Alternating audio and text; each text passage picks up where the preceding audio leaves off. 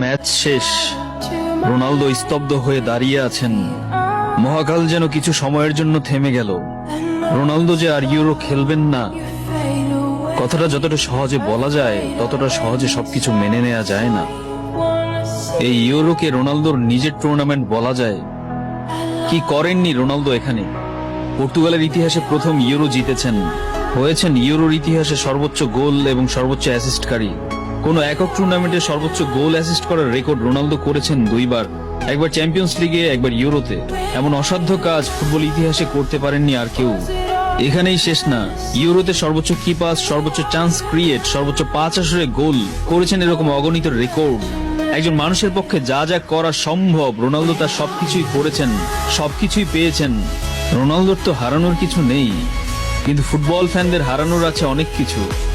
90 মিনিটের সবুজ গালিচায় রোনালদোকে দেখতে দেখতে আমরা যারা অভ্যস্ত, গোটা একটা প্রজন্ম যার কারণে রাতের পর রাত জেগে থাকতো, তারা হয়তো মনের ভুলে পরের ইউরোতে খুঁজবেন রোনালদোকে, হয়তো টিভির সামনে বসে থাকবেন রোনালদোকে লাল জার্সিতে আরেকবার দেখার জন্য। কিন্তু এর কোনো কিছুই আর হবে না। মানুষকে একটা সময় থেমে যেতে হয়। যুগেরও শেষ আছে, নক্ষত্রেরও মরে যেতে হয়।